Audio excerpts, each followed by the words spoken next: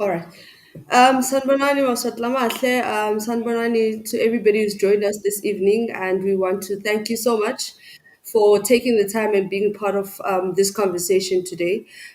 Today, really, we are talking about SADC and the political landscape insofar as the crisis in Eswatini is concerned, and really comes from a broader campaign that we are initiating, and we're trying to have initiatives around a campaign that really seeks to say, look, the issues in Swaziland have not been resolved by SADC, despite the commitments that SADC had made not so long ago, really, on their 43rd summit.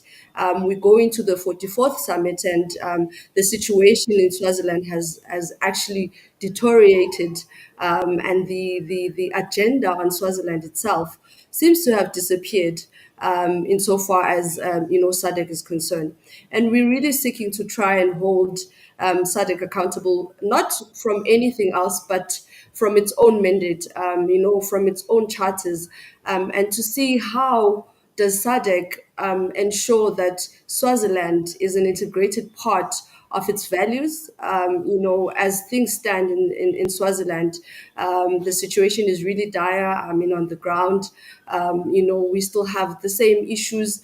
We still continue to experience repression on a daily. I do want to start off our discussion.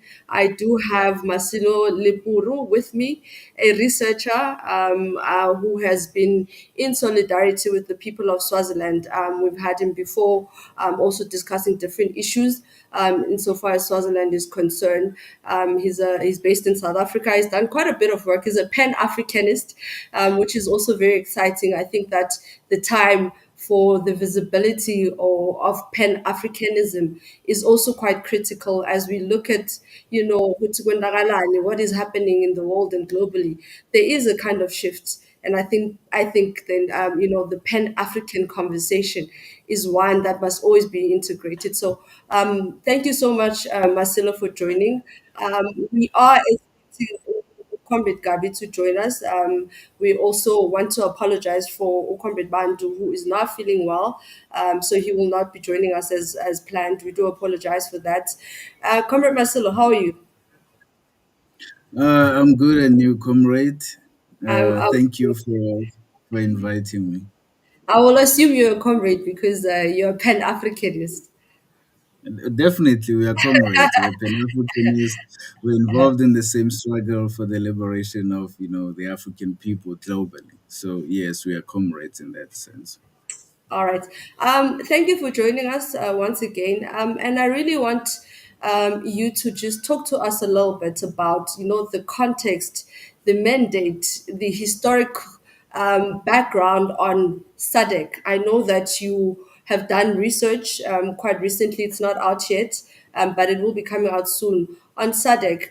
What can we draw from the research that you have done on our expectations as a region, but also in particular as Swaziland in terms of the mandate of SADC itself, and obviously just drawing from the research that you've had. What insights can you really give us historically as well in terms of governance issues and how SADC has handled many other crises within the region? Okay, so I've recently written a paper, and it's gonna be out. It's in some peer-reviewed journal. It's called SADC and White Settler Colonialism in South Africa. So in this paper, basically what I'm trying to do is to connect, like you said, I'm based in South Africa, right? So I'm trying to connect what we can call the national question and the regional question. So the national question has to do with a particular country, for instance, Eswatini, the struggle for democracy and civil rights, and in South Africa, the resolution of land restoration, to the African majority, and the regional question, basically the relationship between how a country which has not attained freedom and can, how the implications of that lack of freedom can affect countries around that particular country. So my focus there is on South Africa, right? So I'm looking at SADC and its current form. So now, a brief history here will be to start with the formation of what we now call South Africa, right? We know that now in South Africa, we've gone through elections and stuff like that. There's something called the Government of National Unity, but you see how these things are connected. So South Africa is formally formed in 1910 by white settlers, basically settlers who arrived in South Africa in 1652, who conquered the indigenous peoples in wars of conquest or wars of colonization. So in 1910 in 1909 through the Union Act, which was blessed by the British Empire, South Africa was formed in 1910. There were many white settler leaders such as John Smuts and Louis Botha, who consolidated South Africa, comprising of two colonies, British and the Cape, as well as two Boer republics, Orange, Transvaal, and Free State. So in 1910, when they formed this, they excluded the African majority. They dispossessed them of the land, they excluded them, they deprived them of what we call citizenship and civil liberties that the people of Eswatini are part of. So they created what we can call a white supremacist democracy, where the indigenous people are excluded as a result of being conquered in wars of colonization. And then, in 19, Swaziland, Lesotho, and other countries were called protectorates or high commission territories. In 1910, there was a formation of something called Southern African Custom Union. This was an attempt to incorporate Lesotho and Swaziland into South Africa as a white settler colony. Basically, white settlers wanted to rule the entire SADC region, to the exclusion of the indigenous people. So when they formed this union, they wanted to, basically impose white supremacy in the region as a whole. So when they created this, the intention basically was to make sure that all the settlers, for instance, in Rhodesia and others, benefit from this union of this hegemony that the white settlers were creating at that stage. And so what happened is that later in the 19, of course, the indigenous people were fighting against this kind of, arrangement of white settler colonialism at their expense. And then so what happened is that in the 1970s, the settlers did the same thing. They tried to create what is called consensus. Consensus basically was called the Constellation of Southern African States. So they were trying to, as a minority in South Africa and the SADC region as a whole, to gain white power, to impose white power as a whole.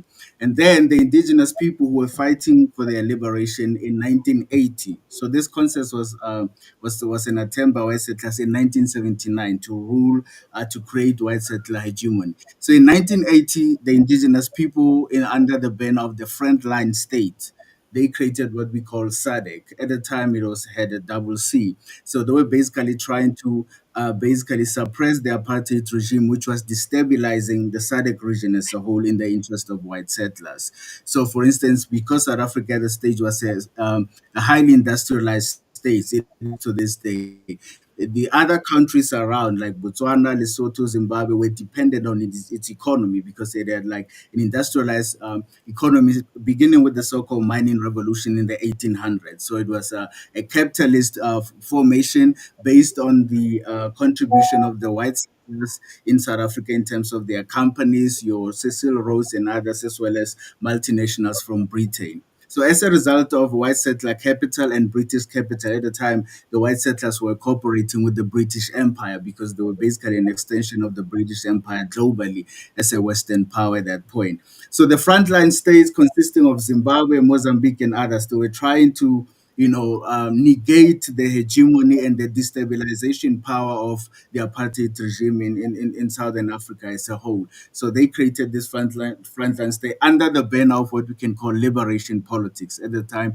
they wanted to gain independence so that they won't depend economically, politically, and culturally on South Africa as a white settler regime under the apartheid regime, under the presidents. I think at the time, in 1979, 1980 under PW Porter. So this is the context within which SADC operated. Its ideology was liberation politics, liberate the indigenous people from the hegemony of South Africa as a settler colony, which is destabilizing all the countries. With they had a defense force that was infiltrating Mozambique and Zimbabwe, causing wars, causing civil wars in Mozambique, creating reactionary and Askari formations such as UNITA to fight against Frelimo and others in Angola and others. We know that Cuba helped at some point, to try and suppress, the hegemony of the army of the apartheid regime at that point. But the point I'm making is that the southern African states such as Mozambique, Zimbabwe, and others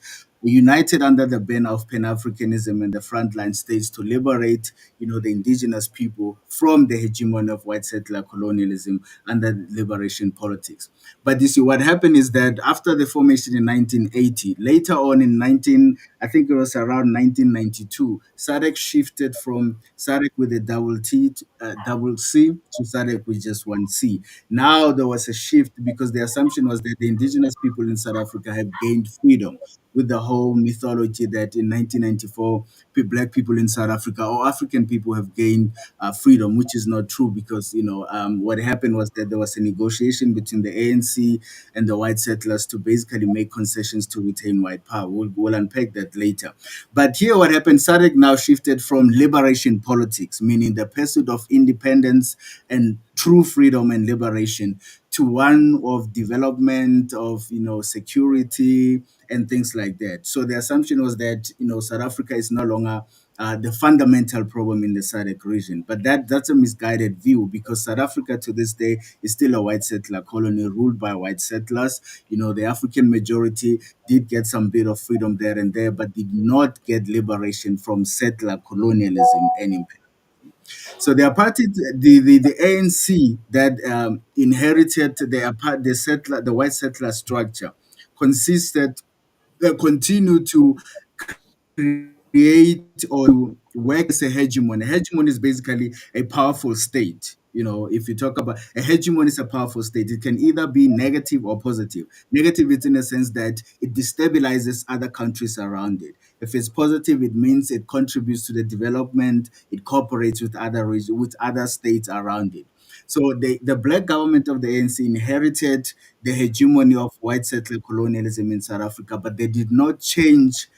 For instance, the multinational corporations such as Shoprite, MTN, these are white settler companies. What they're doing in other African countries is to exploit their resources. So South Africa still, as a white settler colony, is playing the role of what we can call a sub-imperial hegemon, meaning the white settlers are still in power, the economy is still run by them. We normally call them the Stellenbosch mafia. Your Rupert, your Oppenheimer are still running the economy. That's the truth. The land is, still in the hands of the so-called Afrikaners who are doing what we call agribusiness.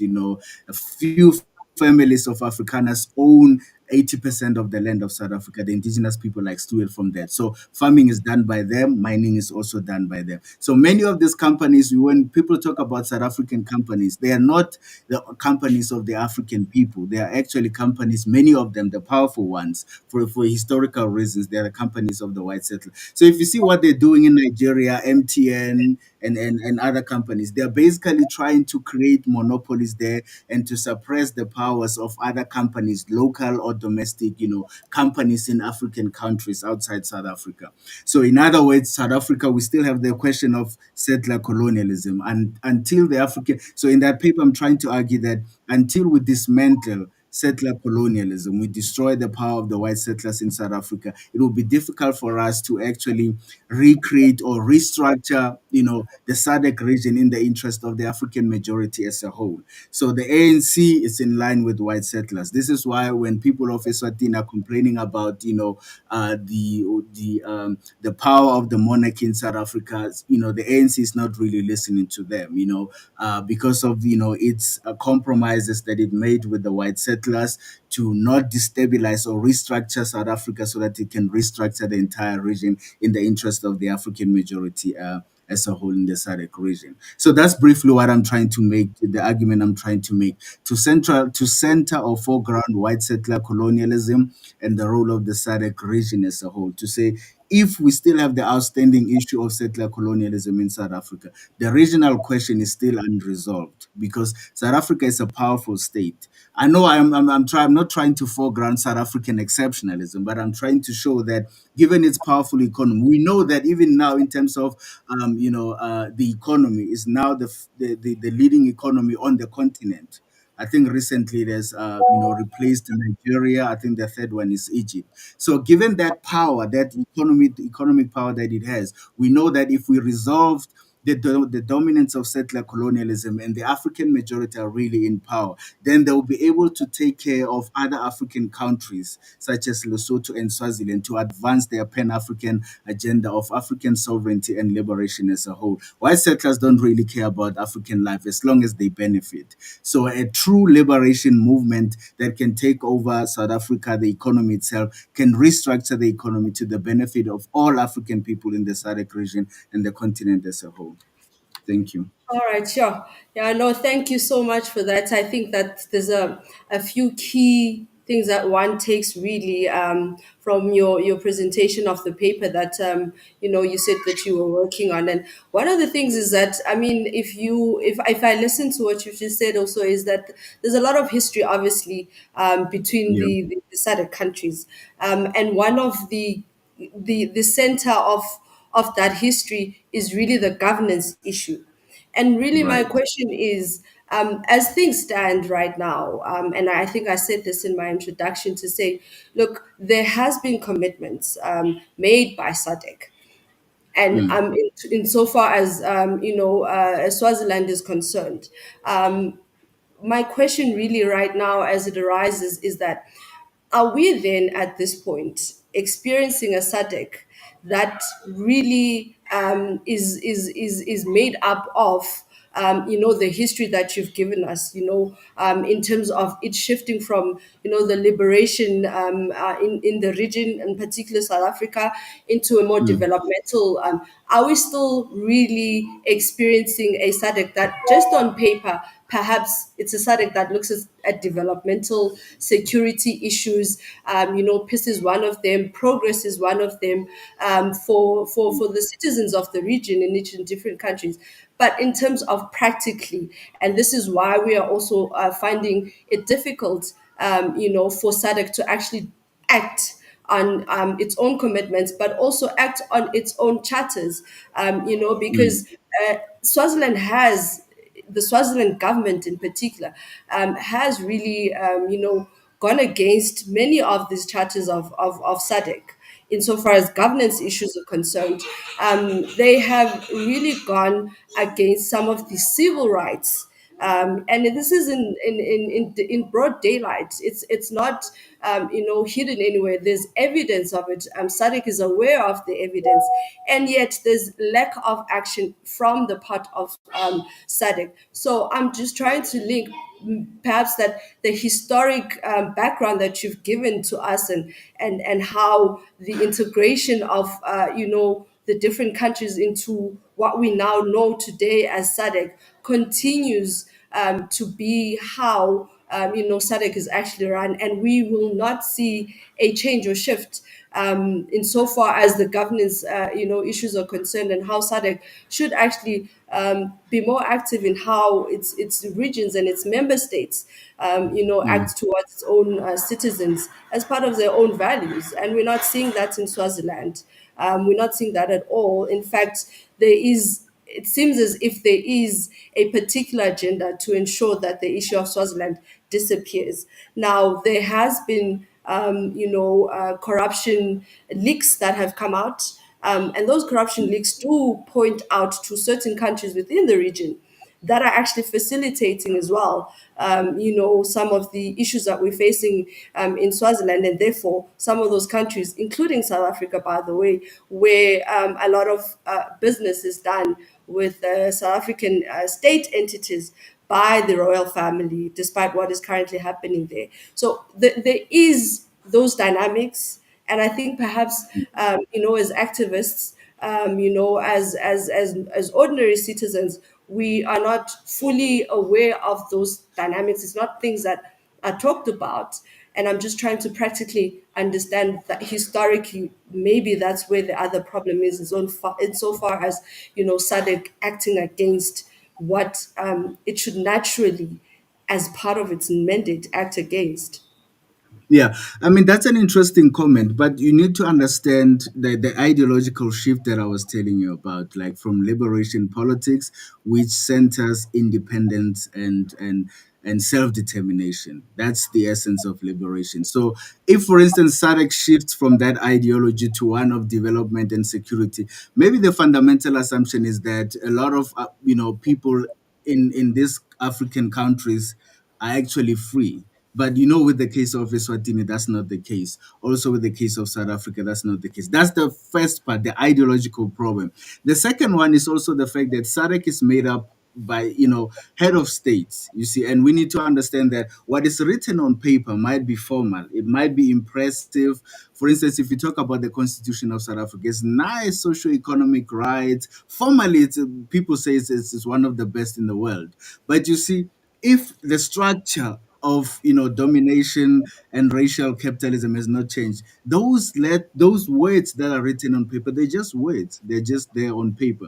I'll give you one example. Look at the case of for instance, the tension between, I mean, what was happening in Zimbabwe during the presidency of Thabo Mbeki.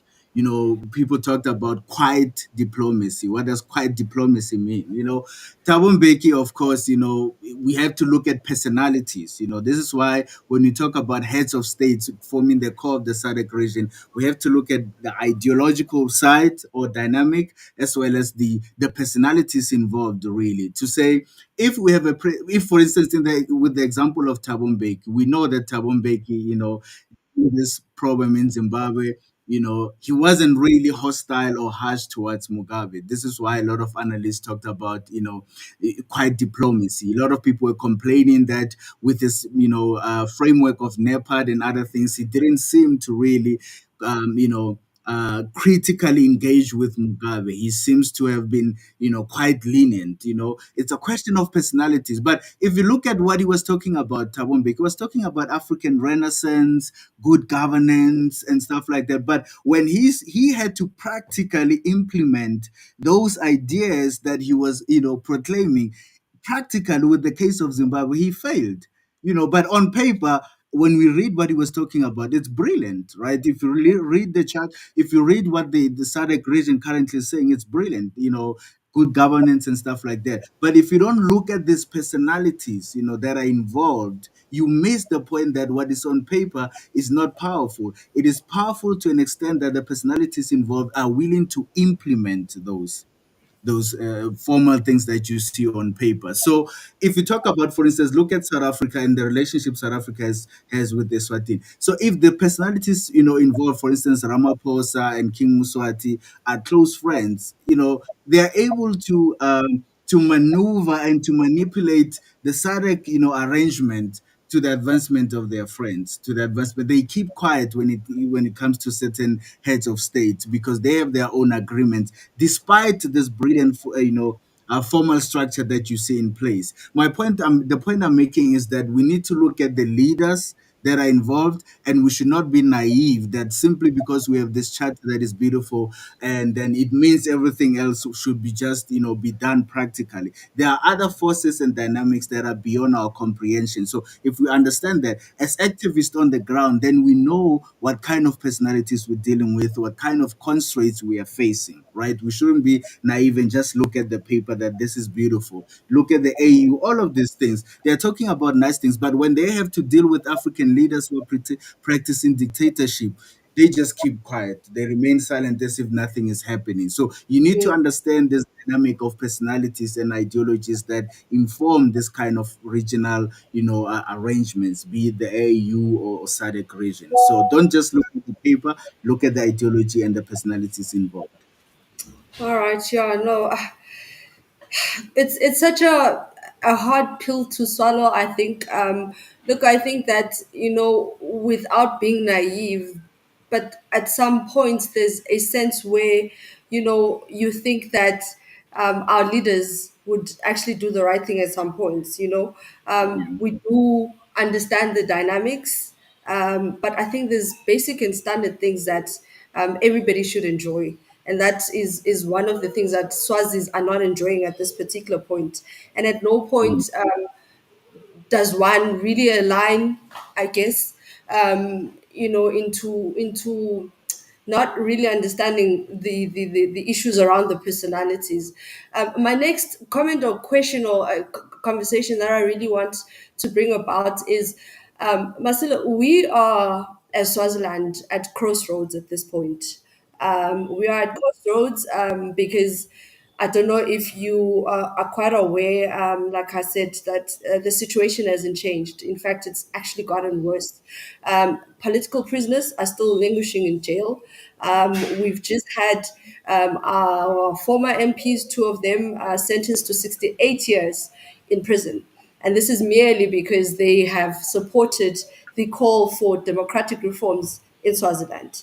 Now, if you look at the chairpersonship of SADC going into the Zimbabwe and ZANU PF, it feels like it's gloomsday for Swaziland, because in the past few days as well, we've seen how activists in Swaziland are being suppressed.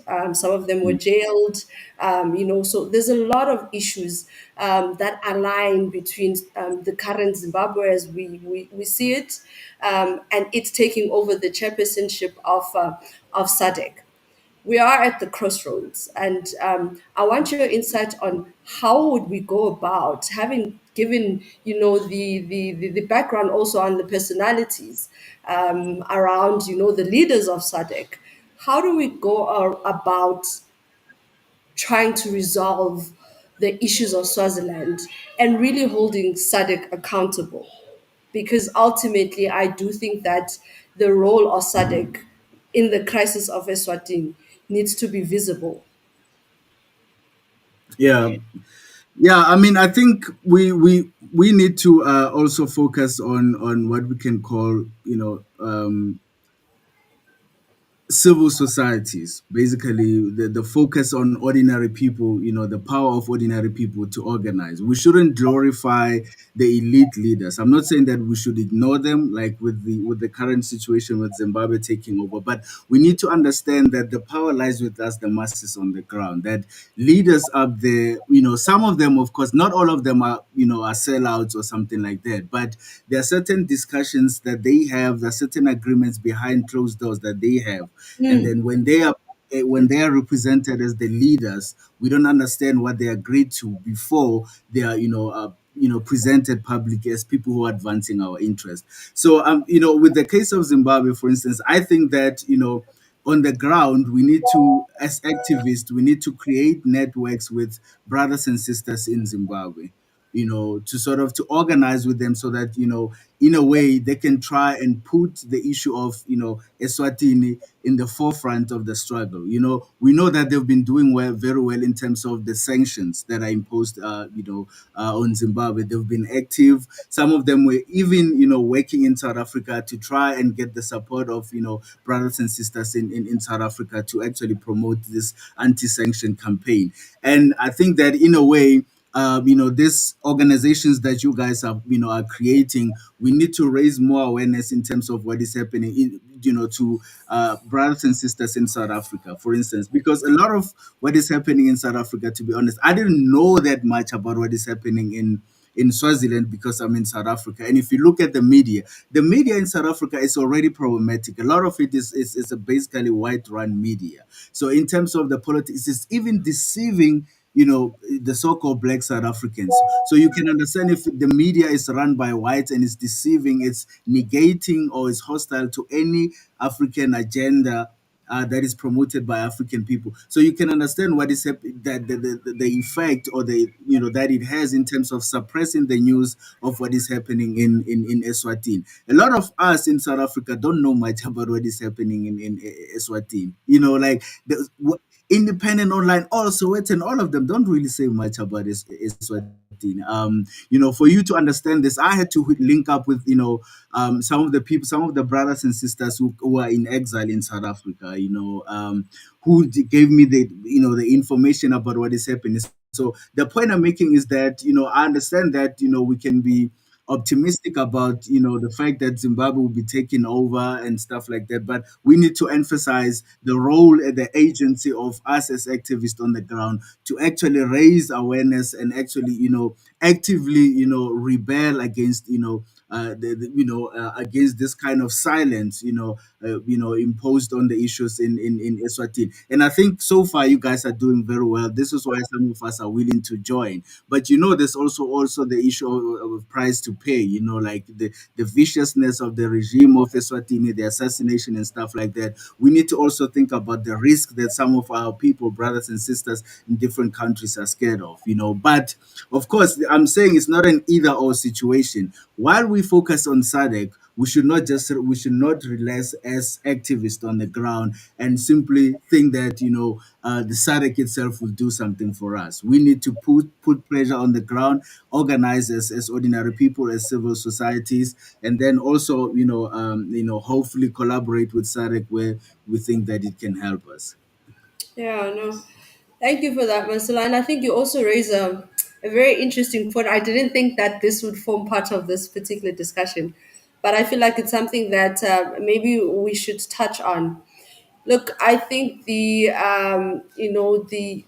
foreign policy of South Africa is quite clear. I think that we see that in particular with Palestine.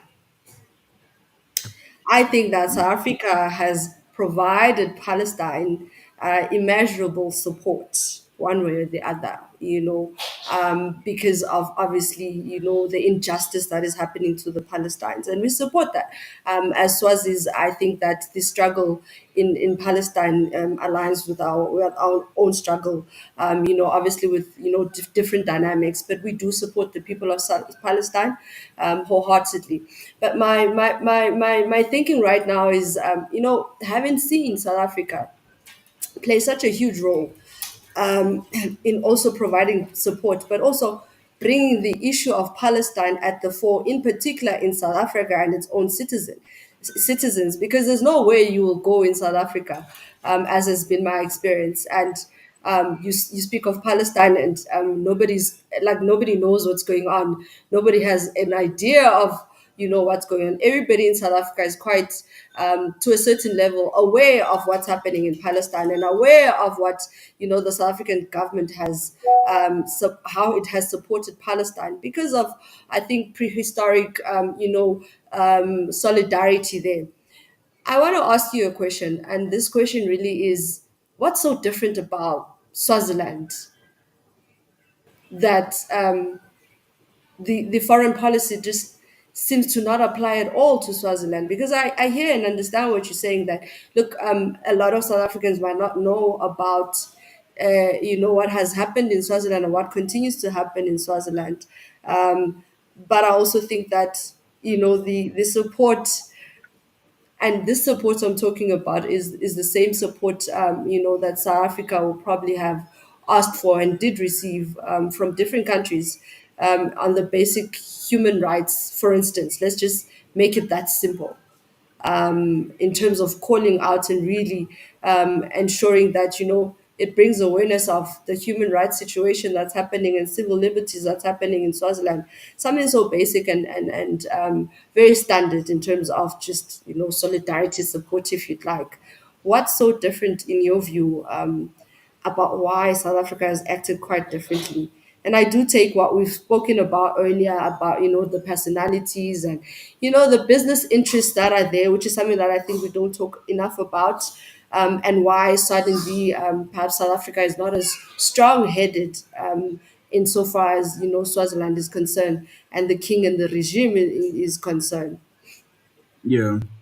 Yeah, I mean, we also have to understand, the ideology of settler colonialism, right? And we have to understand that what it does to the mindset of South Africans in general. A lot of people talk about the so-called xenophobia and stuff like that. So apart from the viciousness of the regime of Muswat, we also have to understand this thing, what we call South African exceptionalism. There's something about Black South Africans and their arrogance about being the best in South Africa. The idea that everyone else outside South Africa, be it from Zimbabwe, from Mozambique, doesn't really matter. So it's not just a question of Eswatini, it's also a question of other African countries. A lot of Black South Africans, they are so clueless that when they say they don't even think that they're in Africa. When they talk about their position in South Africa, they think that they're in some little Europe. When they say no, we're eating African food. You can't say that in South Africa. What other food is there?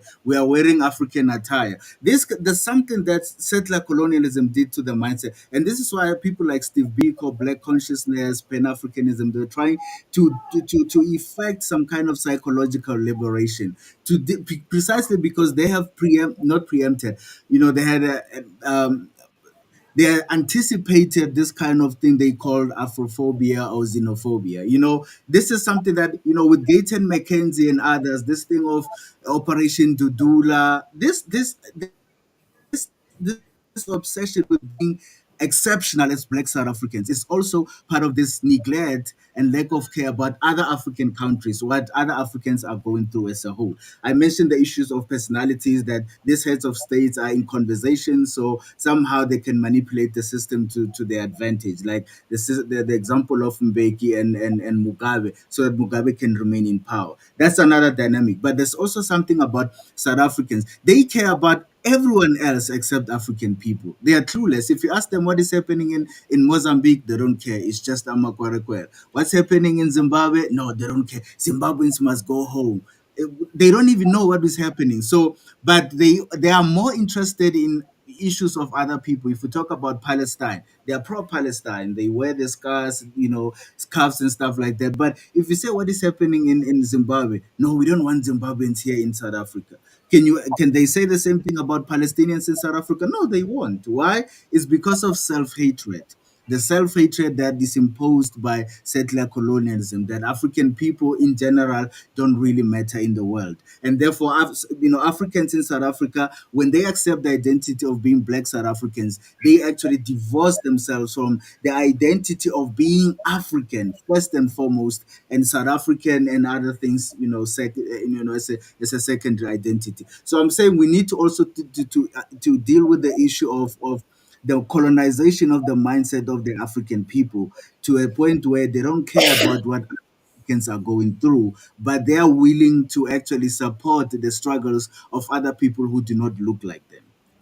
Yeah, yeah, no, I think that's fundamentally true. I think the principles that you have outlaid on in terms of, the colonial mindset and the exceptionalism of South Africans rings true in essence. But I think that I really want us to maybe just talk a little bit about, the upcoming SADC. I think obviously this is the gist of our discussion today.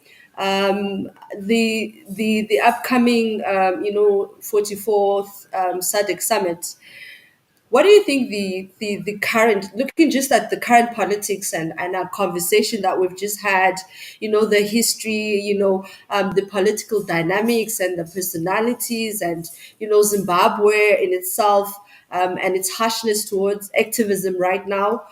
What do you think the current agenda, and I want your honest, perspective here. I don't want your academic perspective, as such, but really in trying to assess and see what the agenda is going to be. Zimbabwe is taking over as the chairperson of SADC.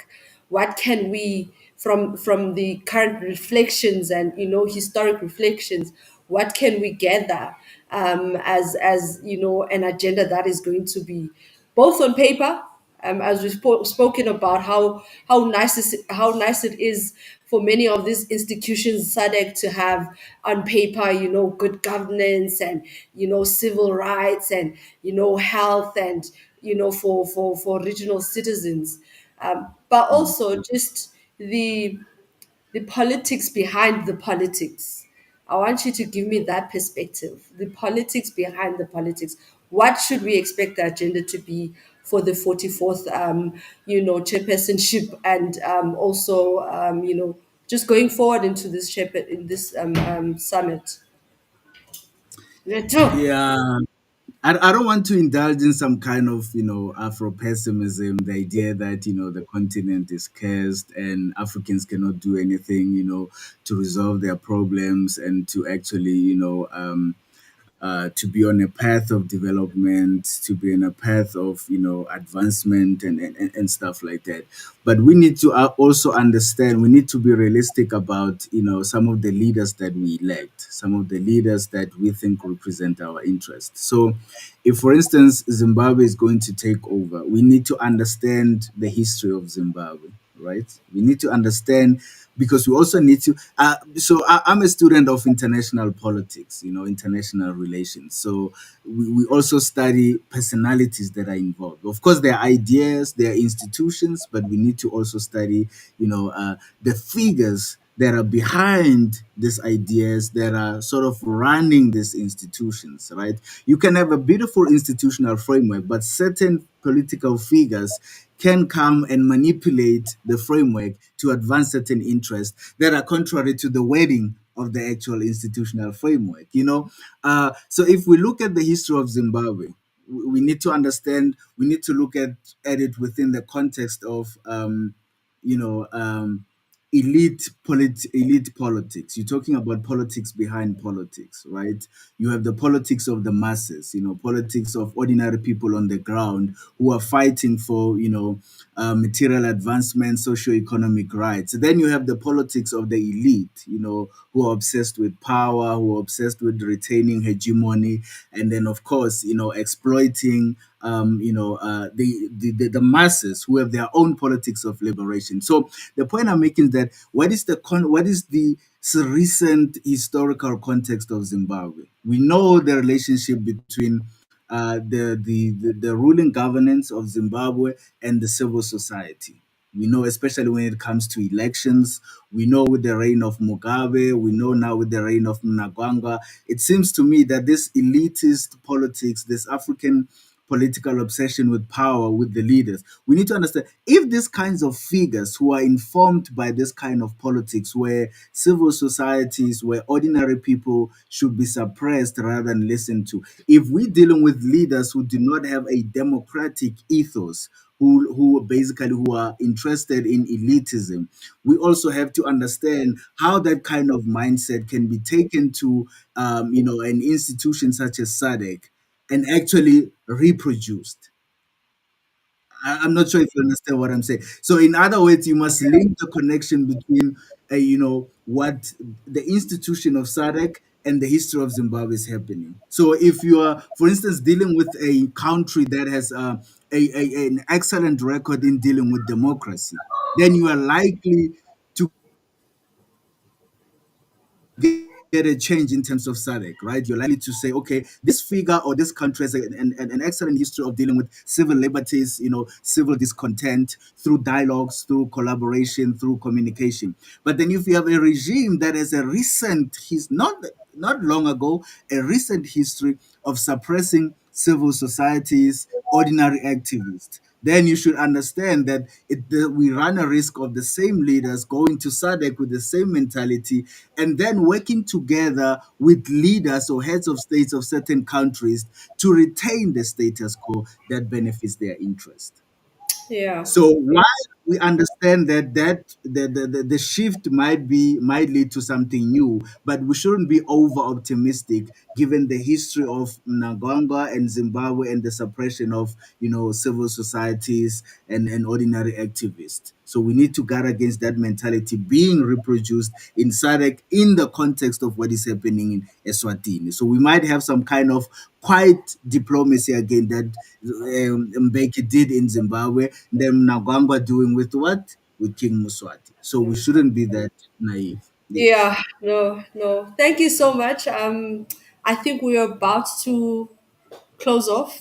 Firstly, I want to thank you so much for making the time and joining us. And also, it would have been a much broader discussion with the other two comrades who obviously could not make it, for this session. But thank you so much. And as a last parting shot, I want to ask you to just give a message to the Swazis. I think that part of this initiative that we have taken as really the voice of civil organizations in Swaziland, insofar as this particular SADC campaign is concerned. I see Comrade Gabi is here. Comrade Gabi, we unfortunately have run out of time as well, but maybe just to give you a moment. I apologize. I think you had some difficulties joining in. I'll just ask you a question before we try and have our parting shots. And the question really for you, Comrade Gabi, one of the things that I wanted to ask you is that I know that recently, for instance, we've lost her again. So I think that she's struggling technically. So as I was saying, Marcelo, is that as part of your parting shots, look, this initiative really is to speak as civil organizations within Swaziland, and say that we see what the government is doing, we see what the regime continues to do, and for us is to say that things can never and they will never be the same, post the 2021 uprising and many, many years ago, when many of the liberation movements were formed in Swaziland. And it's 5 decades now of a system of the Inkundla that has ensured that the people of Swaziland continue to be impoverished for the benefit of a particular family, the king of Swaziland, and that particular regime. And we see these things, and the message also for us is to the Swaziland government to say that things will never be the same. It can never be. I think this generation of Swazis will not, continue to be oppressed in the manner that they were. One of the things that I think that SADC needs to be called out on is the developmental infrastructure projects that it plans to have with Swaziland. And I want you to give our people, the people of Swaziland, a message that, look, we are at crossroads. It is difficult to be an activist and be visible, especially on the ground right now. A lot of our people are languishing in jail, which is something that's similar to what happened to many of whom we call, the South African liberation struggle icons this day. So please give us your parting shots, and from that, I'd like to thank everybody else. Like I said, I think we ran out of time, for allowing us to be part of your time today, this Sunday.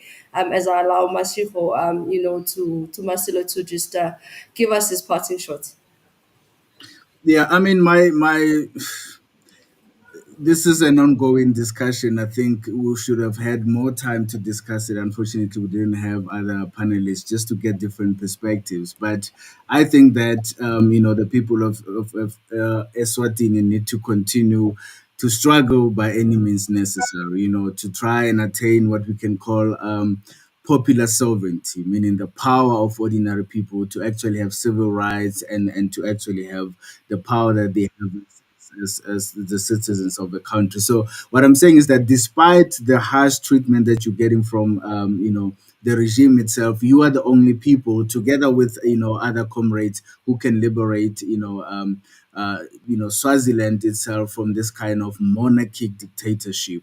So the struggle for parliament, not parliamentary, popular sovereignty must continue. We must continue to be brave by any means necessary, connecting with other comrades such as us in South Africa, and continue with this kind of civic, attempt to raise awareness in South Africa.